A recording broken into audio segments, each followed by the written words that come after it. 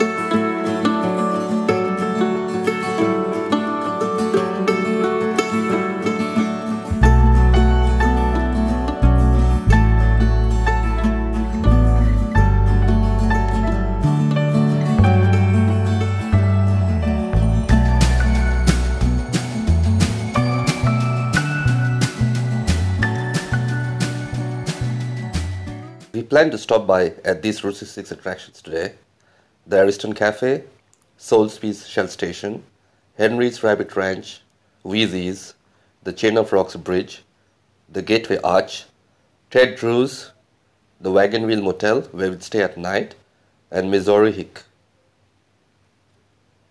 This time we had checked Google and knew the Ariston Cafe was closed today, but we still wanted to stop there to see it.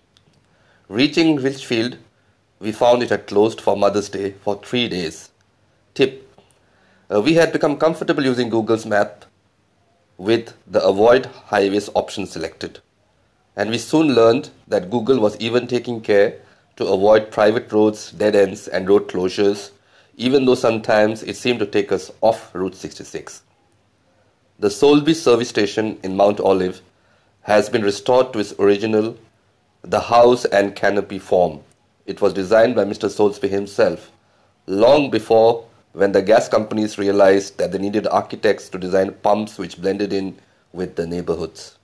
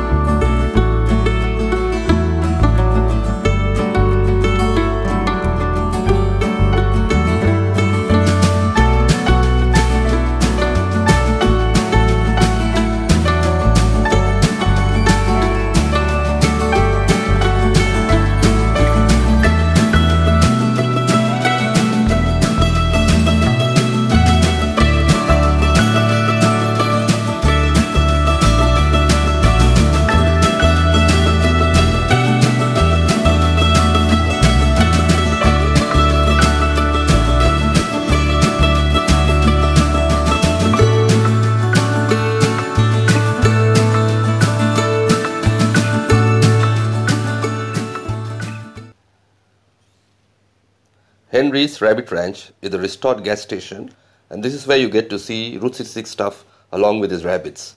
And no, he doesn't sell them. Rich Henry pioneered setting up his visitor center when he realized a need for a proper Route 66 souvenir shop at that time. Inside you get to see his collection or buy collectibles and souvenirs. With the revival of interest in Route 66 now, there's even a Route 66 Chamber of Commerce that supports various businesses related to Historic 66. From there we left for Weezy's. This place is quite popular among locals and bikers, so we dropped in for lunch. Nice food and great service there.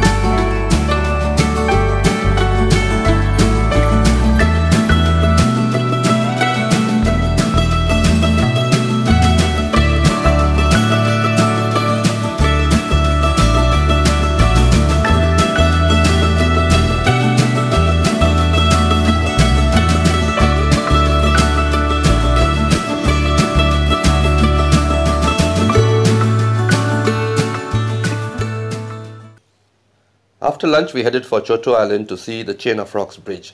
This bridge was a technical marvel at that time. It was the first to span the Mississippi River and was crooked to be able to handle the mighty river. But the approach bridge seemed so fragile that we had to turn back to I-270 and we crossed the Mississippi River to visit the Gateway Arch in St. Louis. The world's largest arch is dedicated to the men who made possible the westward expansion of the United States. That's President Jefferson and his aides.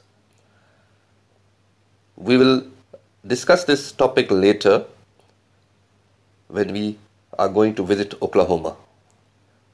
This arch is made of stainless steel and even has an observation deck on top, but you need to buy tickets to be able to do that. We parked at a nearby parking garage and walked over there.